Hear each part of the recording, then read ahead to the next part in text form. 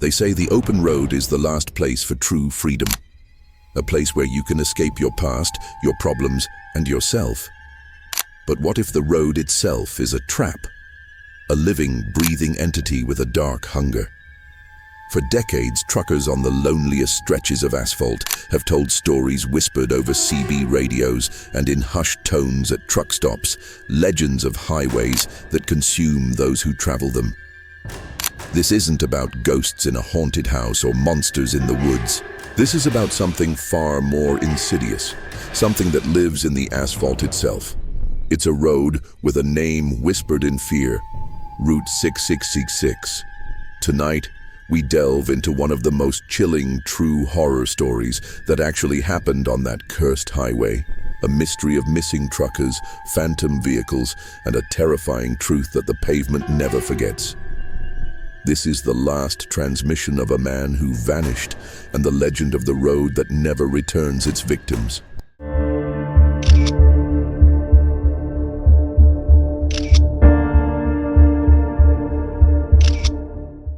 The air was heavy and still, the kind of stillness you feel just before a storm. Not a storm of rain, but of something else entirely. Leo had been hauling freight for 15 years. He'd seen it all, or so he thought. From the deserts of Arizona to the frigid plains of Montana, his rig, a beat-up Peterbilt named Old Faithful, had been his only constant companion. But tonight, parked at a lonely truck stop just off the interstate, he felt a strange unease. The old-timers had been right about this part of the country. A young kid named Jesse, fresh-faced and full of bravado, pulled up beside him in a brand-new semi. He was heading for Route 66. "Don't do it, kid," Leo warned, his voice low and gravelly. "That road, it's not a road. It's a cemetery." Jesse just laughed, shrugging it off as another one of those scary trucker stories real-life veterans like Leo loved to tell. Leo tried to explain, tried to put words to the primal fear that this particular stretch of highway ignited in him. He recalled the true horror stories that actually happened to a few of his old friends who drove that route and never returned. He told Jesse about the strange silence, about the way the wind just stops, about the feeling of being watched from the empty fields. "It's the loneliest road in America, and not because of the distance," Leo said, his eyes fixed on the distant, dark horizon where Route 666 began. "It's lonely because it eats people. It makes you feel like you're the last person on Earth, and then it makes you wish you were." Jesse's smile faded slightly, but he still didn't believe. He fired up his engine, the powerful diesel rumble breaking the unnatural silence. He flashed his lights in a two-blink goodbye and pulled onto the on-ramp. Leo just stood there, a knot in his stomach, watching the red taillights disappear. The last words he spoke to the kid were a final plea, a whispered warning to a man who was already gone. The old trucker's last words hung in the air like a curse. The rumble of Jesse's engine became a hypnotic rhythm against the dark canvas of the highway. He was alone now, the only light for miles coming from his headlights carving a path through the blackness. The air was colder here. He flicked on the radio, but all he got was static. A sudden flash in his rearview mirror made his blood run cold. Another truck, a heavy rig with ancient, rusty paint and no markings, was directly behind him. He hadn't seen its lights, heard its engine, or witnessed its approach. It was just there. Jesse sped up, the needle on the speedometer climbing.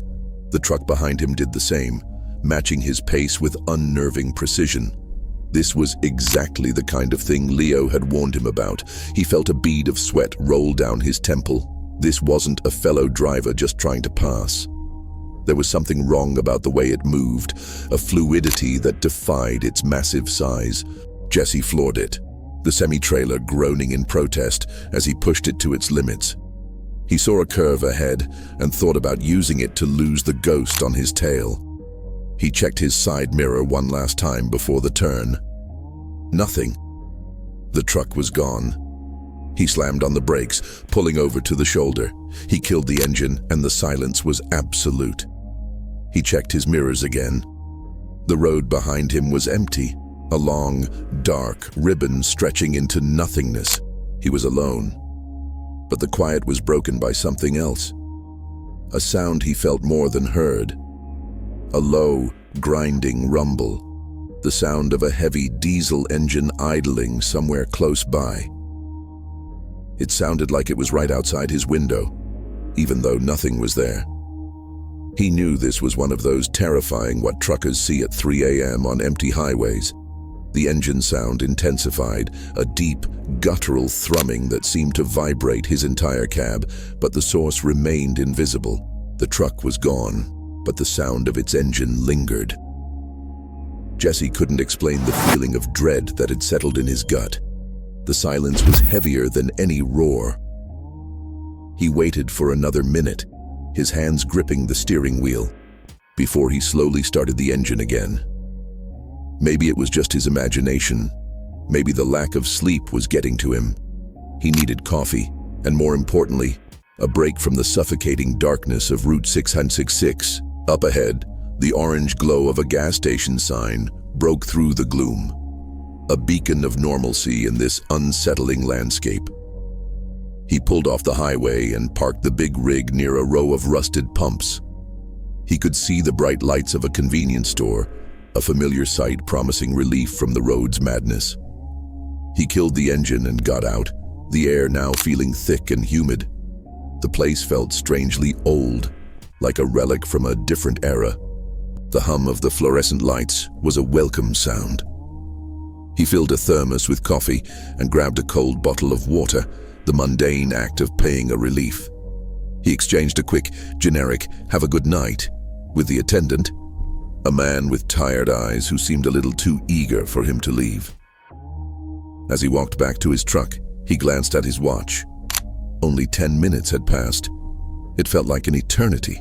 He had a sudden, terrifying sense of losing time, an unsettling feeling that he had been in the store much, much longer.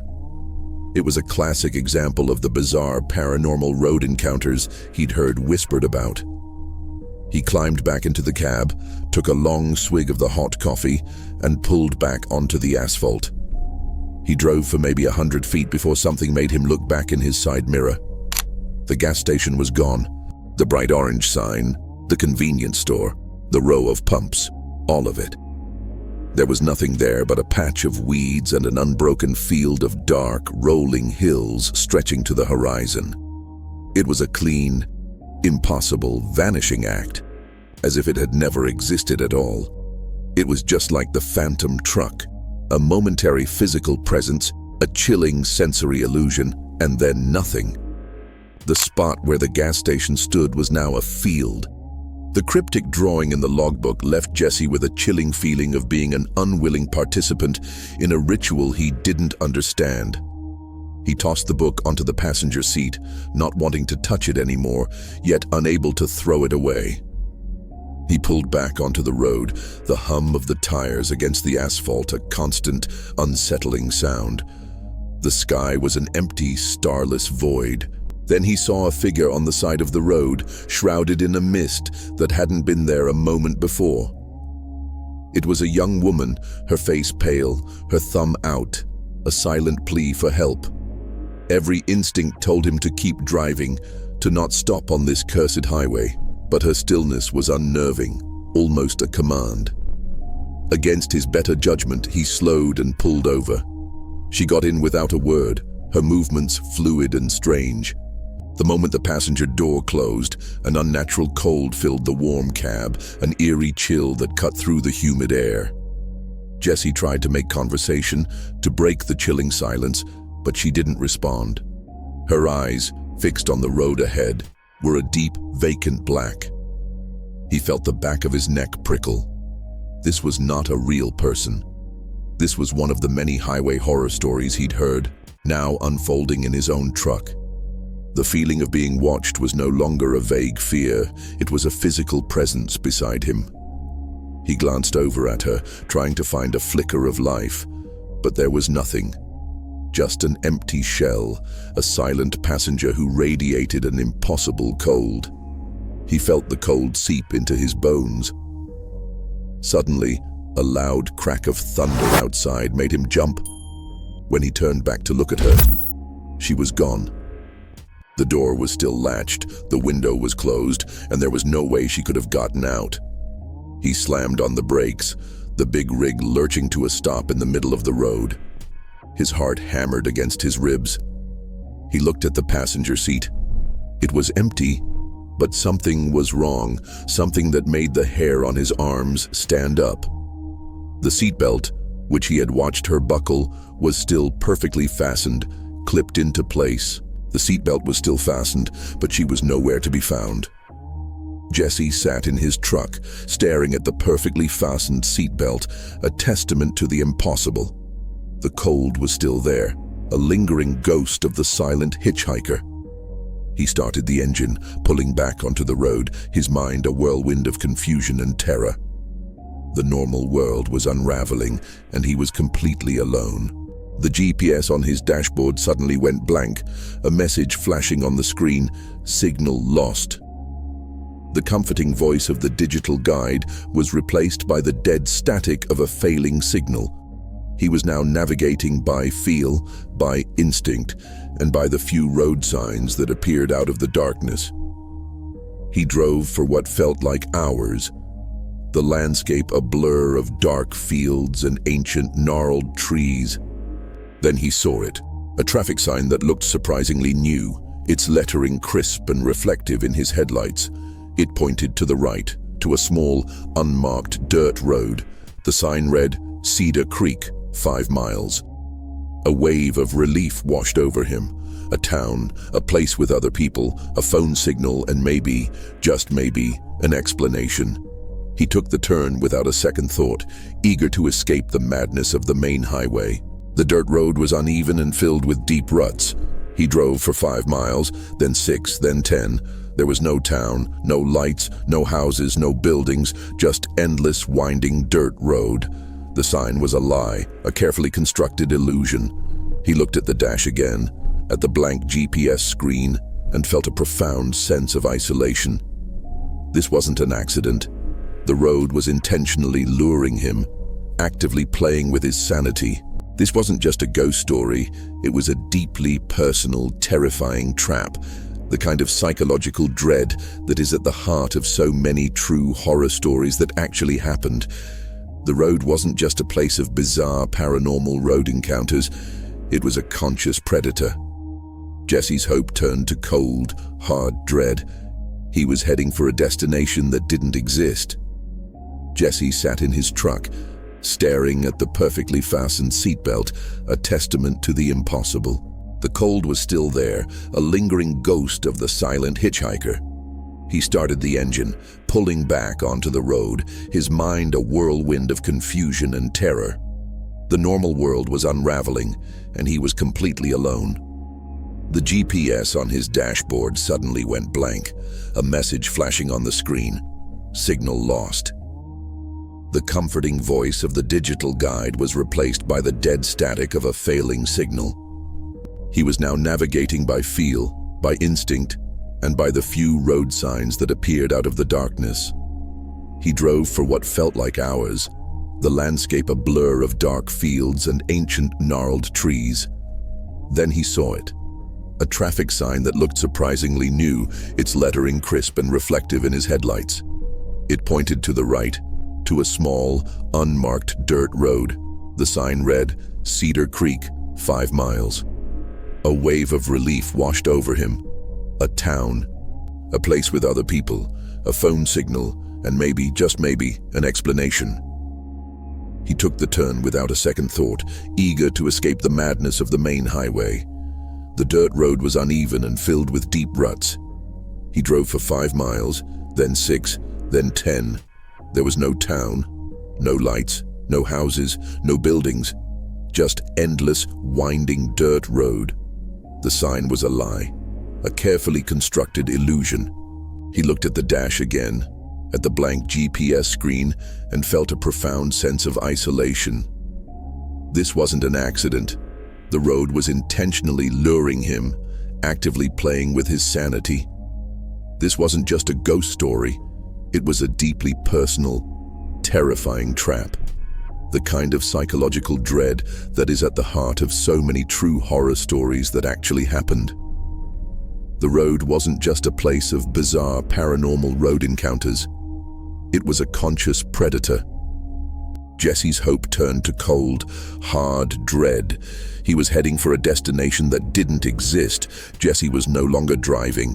He was simply trying to survive. He had turned around from the non-existent town and found his way back to the main highway, a familiar relief that was quickly replaced by a new kind of dread. The silence in his cab was absolute, broken only by his own heavy breathing. He was passing a long, lonely stretch of road, marked by a small, rusted sign, mile marker, 13. He'd heard the whispers about this place, a spot where the number of fatal accidents defied all logic, a place where even the most seasoned truckers avoided driving late at night. The second his tires crossed the invisible line, the truck's engine sputtered and died. He tried the ignition, but nothing happened. The dashboard lights flickered once and went out completely. The radio, which had been dead for hours, suddenly came to life with a blast of deafening static. He fumbled with the knob, trying to turn it off, but it was unresponsive. The static began to pulse, a rhythmic, guttural sound. Then, from within the static, he heard them. Faint at first, then growing louder like whispers on the wind. They were distorted, fragmented voices, a terrible chorus of pain and confusion. They sounded like 100 different people all speaking at once, their words twisting together into an unintelligible, haunting chorus. He was a spectator to a chorus of despair, a testament to the road's dark history. This wasn't a hallucination. It was a genuine paranormal road encounter, a full-on sensory invasion. The air outside the cab, which had been silent, now carried the whispers, too, as if the very wind was speaking. He felt a profound, bone-deep terror. The voices shifted, the cacophony resolving into a few clear, distinct words. They were calling out a name, his name.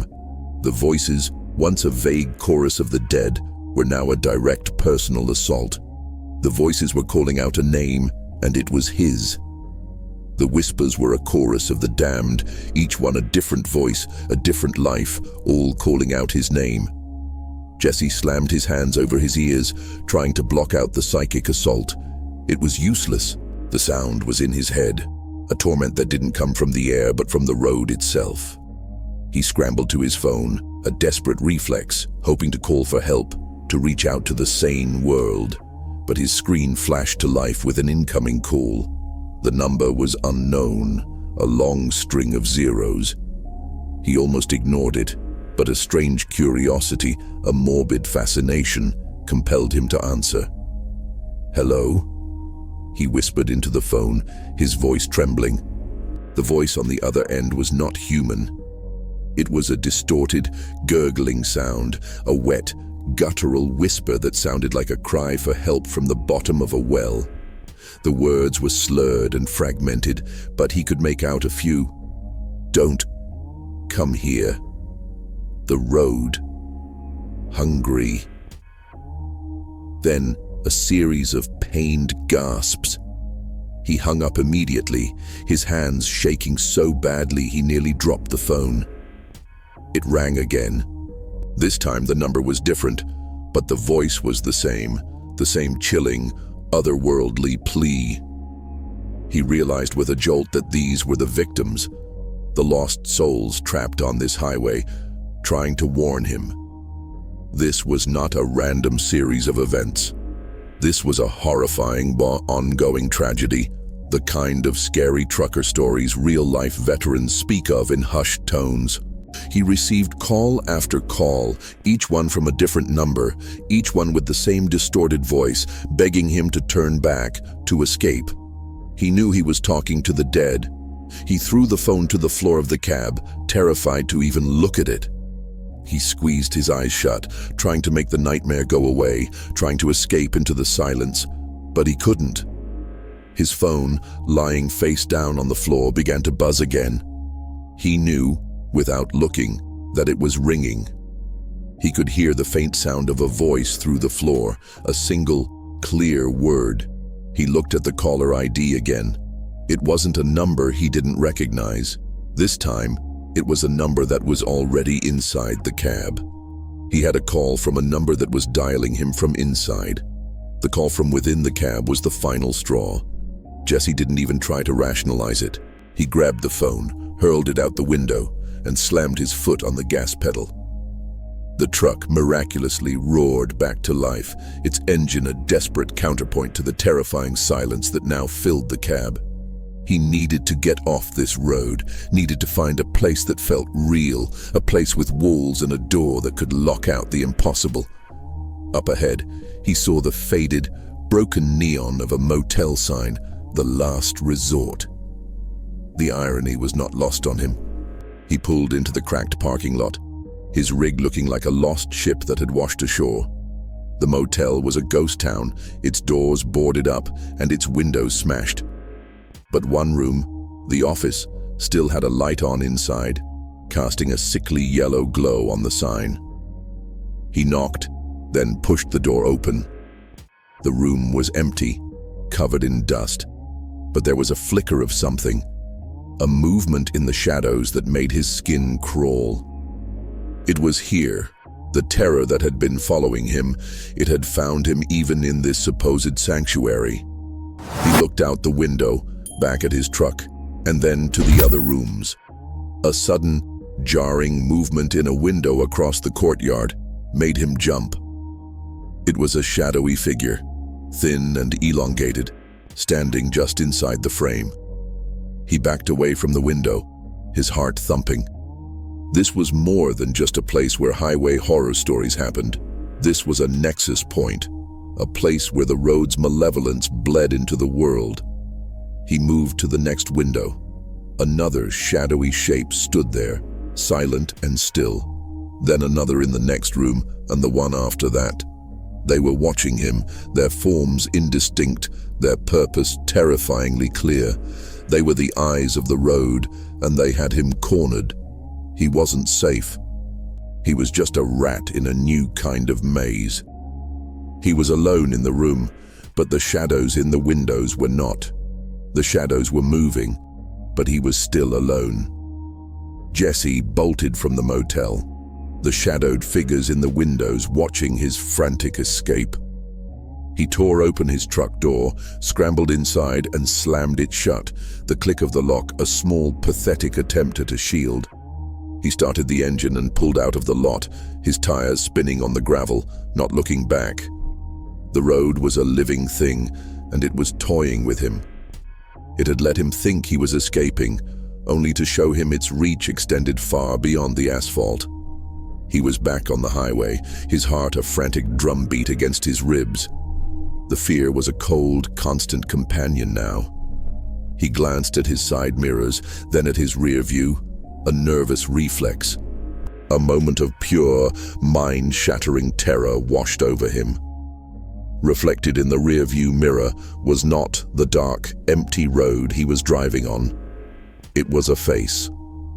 A long, thin, impossibly stretched face with no discernible features except for two small, glowing points of red light where the eyes should have been.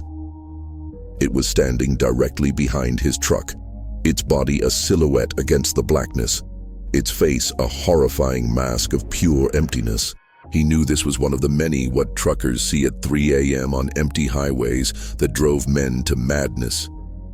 He slammed on the brakes, the sudden stop jolting him forward. He looked again, his breath catching in his throat. The road was empty. The figure was gone. He looked back at his rearview mirror and saw only the dark, silent highway stretching behind him. But the image was burned into his mind. He shook his head, trying to clear it, trying to convince himself it was just a trick of the light, a figment of his sleep-deprived imagination. He put his hand on the gear shifter, ready to drive again, when he saw it. reflected on the polished surface of the shifter, a distorted, miniature version of the same face with the glowing red eyes stared up at him. The reflection wasn't of the entity outside. The face wasn't in the mirror. It was looking back at him. The terror was no longer behind him. It was inside the cab, an unwelcome passenger reflected in every polished surface. Jesse frantically wiped down the gear shifter, the dashboard, the windows, trying to erase the terrifying image from his mind. He couldn't trust his own perception. He put the truck in gear and sped away, needing to put distance between himself and that motel and that reflection. The air was thick with a palpable dread. He reached for the radio, a desperate attempt to find a human voice, any voice, to cut through the oppressive silence. He turned the dial, but all he heard was the same dead static. Suddenly, a clear, sharp signal broke through the white noise. It wasn't music or a news report. It was a voice, a single, raspy whisper that sounded like it was coming from a great distance, from an old, hollow space. The voice began to tell a story. It described a semi-truck losing control on a sharp bend, its tires spinning, its trailer jackknifing, and a small sedan swerving to avoid it. The voice was calm, detached, and chillingly precise in its descriptions of crumpled metal, shattered glass, and the screams that followed. It was recounting a fatal accident with gruesome detail. Jesse's blood ran cold.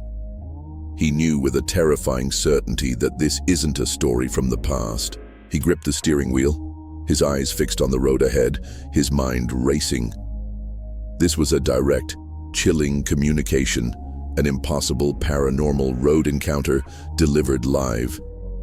The voice continued its narration, and as it described the scene in real time, Jesse saw the road ahead begin to curve, a sharp bend that matched the voice's description perfectly. He watched as his own truck approached the very location the voice was describing. His heart hammered in his chest. Then, he saw them. Up ahead, around the bend, a semi-truck, its trailer fishtailing wildly, a small car swerving to avoid it. The voice on the radio was describing the crash he was watching. Jesse swerved hard, narrowly avoiding the crash the radio had foretold. He watched in his rearview mirror as the two vehicles collided with a terrifying shriek of twisting metal, a sight so real and violent it made him sick. He knew with a cold certainty that he had just witnessed a future that was meant for him, a fate he had somehow managed to avoid. The voice on the radio went silent, replaced by the static once more. He drove on, his hands shaking, until he saw a small, flickering sign up ahead, a gas station. He was low on fuel, and his mind, desperately clinging to a sense of normalcy, told him he had no choice but to stop. The station looked like it had been lifted from a sepia-toned photograph. The building was old brick, the pumps were manual, and a faint, stale smell hung in the air. He filled his tank, the sound of the gasoline glugging into the metal tank, the only noise besides the distant hum of his own truck. He went inside to pay, the bell on the door making a lonely jingle. The attendant was a thin, pale man with empty eyes. He said nothing, simply took the money and gave him change. As Jesse turned to leave, he felt a strange presence. He looked around the dusty, cluttered store. There were faded photographs on the walls. He looked closer. They were all portraits of truckers, their faces gaunt, their eyes hollow. They looked like they had been there a very long time. He felt the temperature in the room drop, and a sense of profound sadness washed over him. A heavy, suffocating feeling. He realized with a terrifying jolt that the man behind the counter was not alone. The faces in the pictures were not just portraits. They were the souls of the vanished truckers, trapped in this place, their eyes following him. The man behind the counter was simply their warden. This was the dark reality behind the scary trucker stories real-life veterans warned about. A place where drivers go to die and never leave. The heavy, tactile feeling of dread told him he was standing in a tomb. He wasn't the first. and he wasn't going to be the last. Jesse stumbled out of the fuel stop, the cold dread of the place clinging to him like a shroud. He jumped back into his rig, the familiar space now feeling like a coffin on wheels. He started the engine, the roar of the diesel a welcome sound, and pulled away from the haunted gas station, his heart pounding. The faces of the trapped truckers in the photographs were burned into his mind, their vacant eyes a chilling promise of his own fate. He was out of there, but he couldn't shake the feeling that he had left a part of himself behind, a piece of his soul snared in that place. He drove for a few miles, the oppressive silence of the night pressing in on him.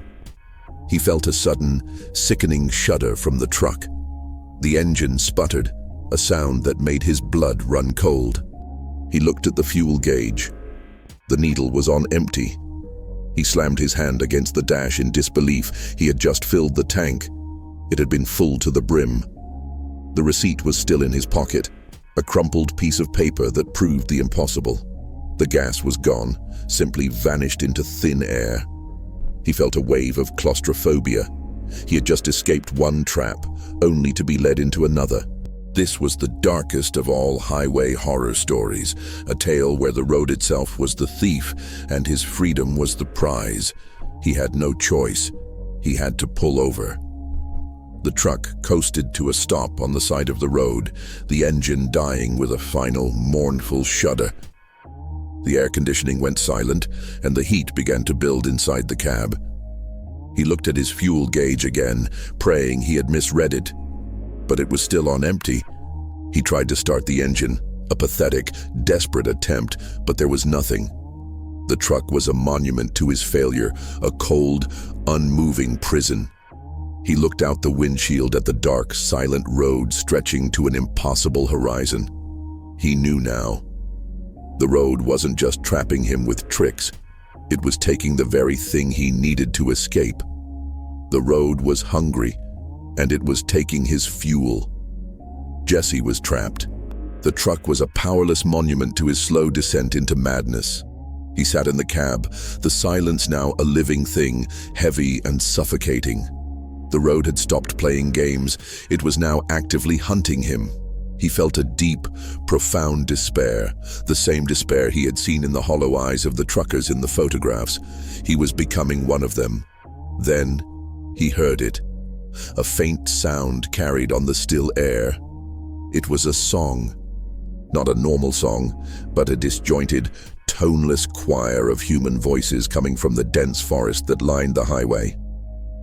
The singing was a horrifying cacophony of 100 different pitches and tones, all slightly off-key, like a broken music box playing in a graveyard. The sound was both beautiful and utterly monstrous, a chilling symphony that felt like a lure. His heart pounded in his chest. Was this another trick? Another one of the impossible things that were now a part of his reality? He grabbed his flashlight and stepped out of the cab, the beam cutting a narrow, fragile path into the overwhelming darkness. He took a few steps toward the tree line. The sound intensified, and he could hear individual words now, mumbled and slurred, a broken hymn to something ancient and evil. This was the kind of surreal, impossible event that made up the legends of what truckers see at 3 a.m. on empty highways. The song was an invitation, a siren call to madness. He felt an irresistible pull, a morbid curiosity that told him to find the source. He knew it was a trap, but he also knew that he had to see it, to understand what inhuman thing was singing in the woods. He took another step toward the trees, the light from his flashlight a small, meaningless shield against the immense blackness. The song wasn't meant for him. It was meant for the road. Jesse was no longer in control.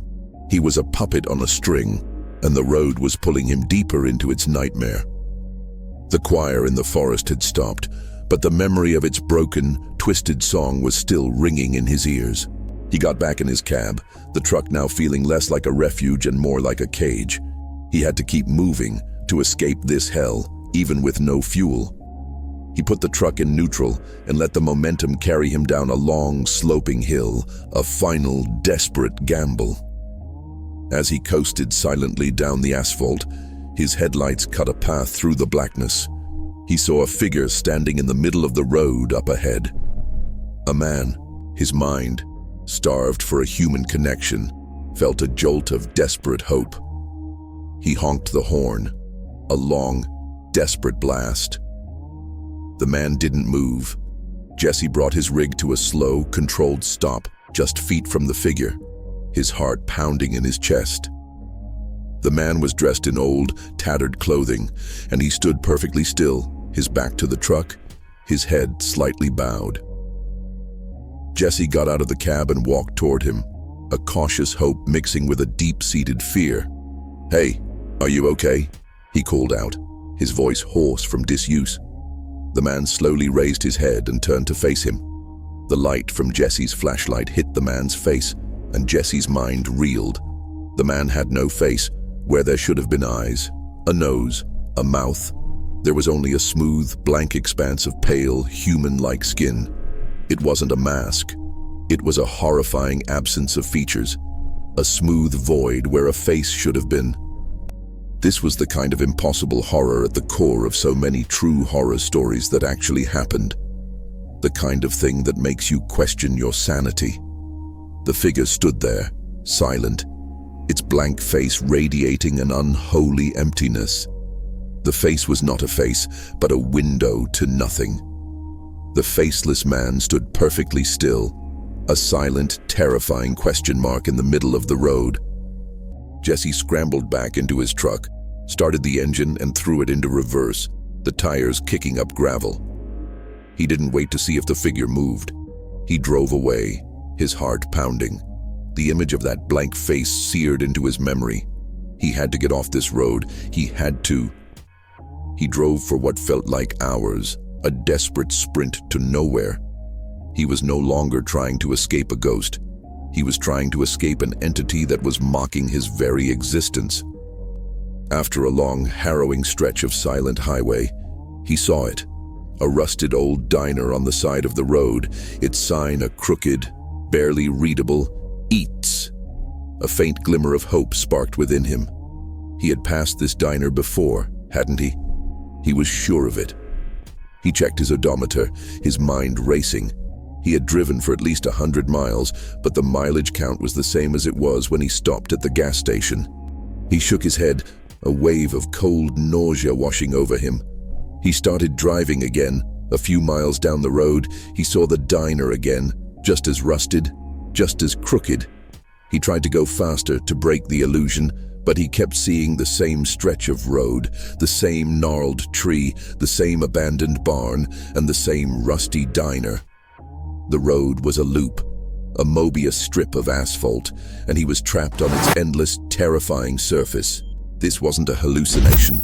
It was a physical, impossible reality. One of the most terrifying paranormal road encounters he had ever imagined. The sense of temporal distortion was complete. He had been driving for an hour, but he was exactly where he started. His struggle was meaningless. The road had him. The road was a maze, and he was the rat. The endless loop was a psychological prison, a cruel, repetitive torment. Jesse was no longer trying to escape. He was just driving, watching the same landmarks flash by again and again. The diner, the gnarled tree, the abandoned barn. He felt a part of his mind detach, a final, desperate coping mechanism to deal with the impossible. As he rounded a familiar bend, he saw a car in his rearview mirror. A black and white patrol car, an old model, its lights off, its windows tinted. It was following him. A jolt of irrational hope shot through him. A police car, a symbol of authority, someone real. He sped up, wanting to flag them down, wanting to scream for help. The police car matched his speed, staying a steady 100 yards behind him. He looked at his speedometer, then at the patrol car, then back to his mirror. It was still there. But there was something wrong with it. It was too silent. He couldn't hear its engine, couldn't see the flash of a single light. It was just a black shape gliding effortlessly through the darkness. He felt a new wave of fear. This wasn't help. This was another part of the nightmare. A twisted, predatory version of a symbol of safety. This was one of the darkest, scary trucker stories real-life veterans never spoke about. He made a sudden turn onto a small, unmarked road, a desperate attempt to lose it. He looked in his mirrors. Nothing. The patrol car was gone. He slammed on the brakes, his heart a furious drum in his chest. He looked back at the main highway, at the dark ribbon of asphalt. The patrol car was there again, now a stationary beacon, its headlights off, its presence a chilling taunt. He had turned onto a side road, yet the car was still on the main highway. It had teleported. It wasn't following him in the traditional sense. It was simply appearing wherever it wanted. He put his truck in reverse and backed up to the highway, the silent patrol car just sitting there waiting for him. The patrol car was waiting, and it was watching him. Jesse couldn't take it anymore. The silent pursuit of the phantom police car was the final straw. He swerved off the road, his rig kicking up a cloud of dust, and coasted to a stop near the remains of a dilapidated gas station. He knew it was another trap, but he didn't care. He was exhausted, both physically and mentally, and he needed to get out of the cab, if only for a few moments. He stumbled out and walked toward a small building that was likely a restroom. He pushed open the creaking door and stepped inside. The air was heavy and smelled of mildew and decay. There was a single, grime-covered mirror hanging above a rusted sink. He looked into it, not out of vanity, but to see if he was still real. He looked for a moment at his own reflection. His face was pale, his eyes bloodshot, his beard a mess. He looked like a man on the verge of a complete breakdown, and he was. He leaned in closer, trying to focus on his own eyes, searching for a glimmer of the man he used to be. But the longer he stared, the more his reflection began to change. His face became gaunt, his skin stretched and ashen. The bags under his eyes deepened into hollowed-out sockets, and his lips cracked and blackened. The reflection was no longer his own. It was the face of a corpse, a dead man staring back at him. His eyes, which had been so full of fear and exhaustion, were now empty, lifeless voids. He had heard about these highway horror stories of mirrors that show you a truth you can't bear, but now he was living it.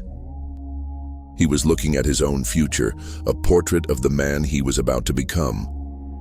He was not just a trucker on a cursed road, he was a victim, just like all the others. The road was not just trying to take his life, it was showing him what it was going to make of him. His eyes were hollow, just like the others who had died here. The reflection of the corpse in the mirror was a final, chilling sign. Jesse stumbled out of the restroom, his mind a complete fog of terror and despair. He was going to die here, on this road, and become another ghost in the graveyard of lost souls. He returned to his cab, the heavy diesel engine a silent, impotent monument. His eyes fell on the waterlogged logbook he had found back at the rest stop, the one that had belonged to the missing trucker, Mark. He picked it up, a sense of morbid curiosity compelling him to look at it one last time. He opened it to the last page, the one with the strange, cryptic circle. But something was different. The drawing was no longer a simple circle. It was a sun with rays drawn around it, the kind of drawing a child might make. Below it, the frantic scrawl was now shockingly clear, as if the ink had just dried. The words were a final, desperate warning. It was a plea to anyone who found the book. The road is a predator. It waits for you, watches you, and lures you with memories of what you have lost.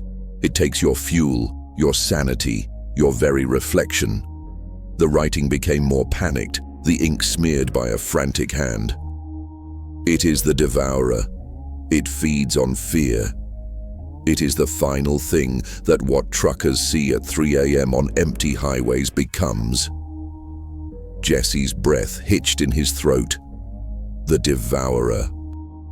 The entity had a name, a horrifying biblical purpose. The logbook was not a historical document. It was a living, breathing testament to the road's malice, a final warning.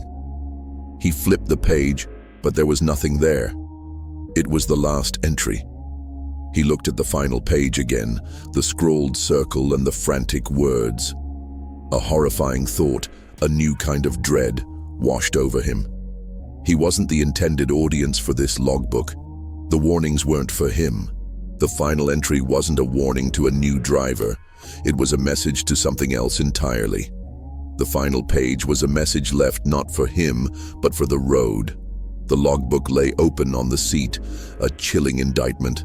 The message was a sacrifice, a final, desperate offering to the road to save the writer's soul from eternal torment. Jesse understood now. This wasn't a warning. It was a prayer, and he was the next sacrifice. He looked up, and standing in the headlights of his truck was the faceless man. It wasn't moving. It was simply waiting. He knew this was the end of the line. This was the Devourer. It wasn't just a monster. It was the embodiment of the road's hunger, a being born of fear, a collector of lost souls. He had to face it. He stepped out of the cab, his body trembling, but his mind now strangely clear. "What do you want?" he yelled, his voice cracking. The figure didn't answer with a voice of its own. It answered with 1,000 voices, a chorus of the tormented, a wave of sound that hit Jesse with the force of a physical blow. He heard the voices from the CB radio, the pleas from his phone, the chilling whispers at mile marker 13, and the broken, discordant song from the forest. It was a cacophony of pain, each voice a different victim, all screaming his name. They were begging for him to join them, to give in to the Devourer, to become another sound in its terrifying symphony. This was the final, devastating, paranormal road encounter, a spiritual battle for his very soul. The faces of the truckers from the gas station flashed in his mind. He saw their gaunt, hollowed-out eyes. He knew they were all inside this thing, a hive mind of the damned. The entity began to move, a slow, deliberate glide across the asphalt toward him. It wasn't walking, it was flowing, a silent, predatory shadow. Jesse stood his ground. He closed his eyes and tried to block out the voices, to fight back with his mind, to hold on to the last shreds of his sanity. He felt the cold air rush past him as the entity approached. He knew he was about to become a part of the road, a new voice in the endless choir. The screams of its past victims were deafening now, a final, terrifying song for the latest soul to join their ranks. He could feel it, a cold, empty presence reaching out to consume him. The road was screaming, and it was calling out his name. Sound of rain on a windshield, a rhythmic tapping, the low thrum of a truck engine idling. The camera pans slowly across a deserted truck stop lot. No one ever found Jesse. They found his truck, sitting empty and cold on the side of Route 666. The doors were unlocked, the keys were still in the ignition, and a half-empty bottle of water sat in the cup holder. The logbook he had found was on the passenger seat, its pages now completely blank, as if the story had never been written at all. A search party was organized, but they found nothing. No footprints in the mud, no sign of a struggle, no evidence of foul play. He had simply vanished, becoming another of the many scary trucker stories real-life veterans whisper about in hushed tones. Another ghost on a cursed road. The legend grew. A new story was added to the folklore of the highway. The tale of the young trucker who saw too much, who was pursued by a faceless entity, and who was finally consumed by the road itself. The truck stop where Leo had warned him about the highway was still there, but the old man was gone. The gas station that disappeared was just a rumor. The patrol car was a myth. All the things Jesse had experienced were now just part of the grand tapestry of Route 666. a collection of terrifying tales told to frighten newcomers.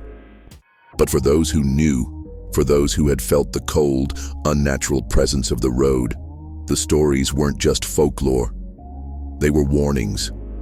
The road continues its endless, silent journey, its asphalt a hungry, living thing. It waits patiently for its next victim, the lonely, isolated driver who thinks they're just a few miles from home. It shows them illusions of safety, steals their resources, and plays with their sanity, all to fuel its insatiable hunger. Every missing trucker, every car that vanishes, every strange voice on a CB radio is a testament to the road's power. Jesse's story is not an ending. It's a beginning.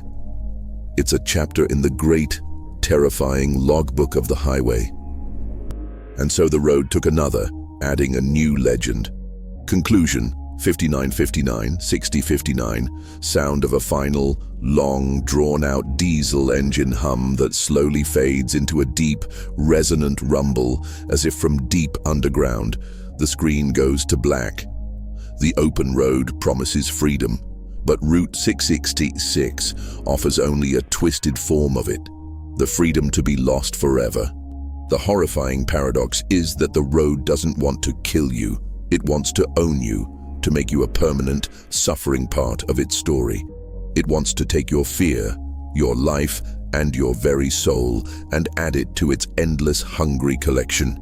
It leaves no bodies, only legends, because the most terrifying ghosts are not the ones who haunt a house, but the ones who never stop driving.